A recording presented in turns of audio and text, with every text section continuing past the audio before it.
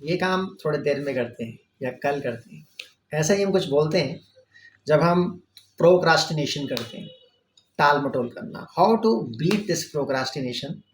Let us discuss the 5 points to beat the procrastination. Number one, 5% things in the future happens because of the conscious mind, and 95% of the things happens in the future because of the subconscious mind. Believe that dreams are the most powerful energy. हमें अपने आप को affirmation देनी चाहिए जिसकी शुरुआत होगी I am a fit person, I am a punctual person, I am doing the work at the right time. This type of affirmations we can give, plus we can give visualizations to our mind, positive visualization. Mind's eye में अपनी एक dream collage बनाइए, अपनी एक secret dream book बनाइए जिसमें आप pictures collect कर सकते हैं अपने ड्रीम होम की, ड्रीम कार की, ड्रीम डेस्टिनेशंस की, और उसको मॉर्निंग में उठ के और इवनिंग में सोते समय आप उसको देखिए, विजुलाइज कीजिए, पिक्चर्स को देखिए, because subconscious mind acts with pictures. तो फर्स्ट थिंग इज अपने आप को अफर्मेशंस और विजुलाइजेशन देना है. Second step to beat the procrastination is 30-day challenge.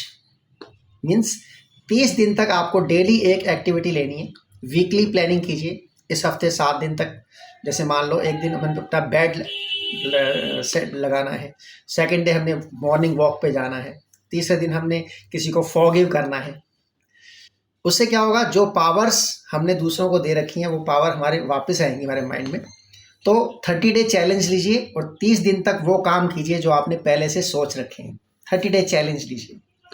This the second step. The third step is second wind workout. Second wind workout means, ऐसा Andre Agassi ने अपनी book open में लिखा है कि जब हम किसी काम को करते हैं, ड्रीम वर्क को करते हैं, फोकस होके करते हैं, तो थकने के बाद दोबारा हमारे अंदर पावर आ जाती है. कई बार आपने देखा होगा, एक्सरसाइज करने हम जब जिम जाते हैं तो जिम करते करते करते करते एक स्टेज ऐसी आती है जब हम लाइक करते हैं किसी एक्टिविटी को और वो हम कर रहे होते हैं और दोबारा हमें वर्कआउट करने की पावर आती है. This is called second wind workout. तो believe in second wind workout. Open yourself. Focus होके जब हम काम करते हैं तो डेफिनेटली हमें फोकस करने से, चीज़ों को फोकस करने से सेकेंड विंड वर्कआउट की पावर हमें मिलती है. The fourth step is clear your environment. मतलब आपका जो इन्वायरमेंट है वो डिस्ट्रैक्शन फ्री होना चाहिए.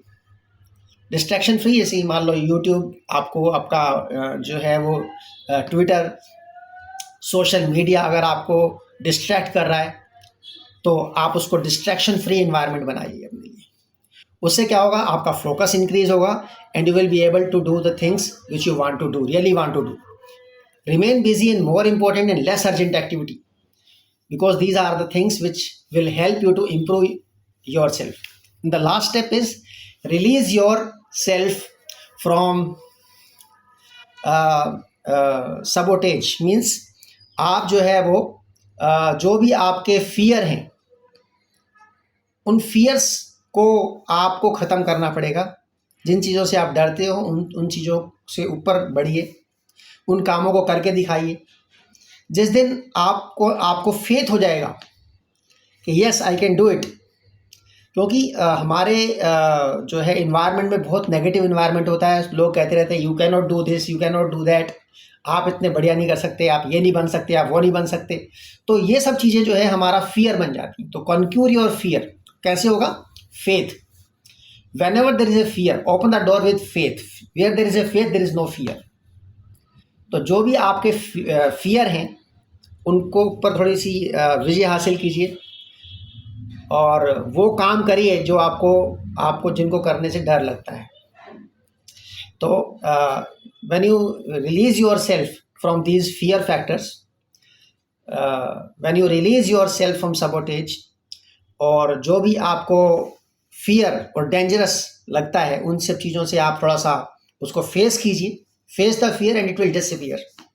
तो ये सब 5 स्टेप्स करके आप लोग फोकस होकर जब अपना काम करेंगे तो डेफिनेटली प्रोक्रास्टिनेशंस को आप हरा पाएंगे. And believe in your self, you can do it and you will do it. Thank you very much.